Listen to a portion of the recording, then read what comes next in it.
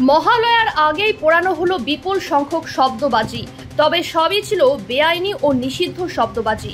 জলপাইগুড়ি জেলা পুলিশ প্রশাসনের পক্ষ থেকে সম্প্রতি এগুলো উদ্ধার করা হয়েছে বলে জানা গিয়েছে। দমকল বাহিনীর সহায়তা নিয়ে নদীর পাড়ে নিষ্ক্রিয় করা হলো সেই সব শব্দবাজি। তিস্তা ও করলা নদীর সংযোগস্থলে একেবারে নির্জন জায়গায় জনবসতিপূর্ণ এলাকা থেকে অনেক দূরে বিপুল পরিমাণ এই শব্দবাজি পুড়িয়ে নষ্ট করা হলো।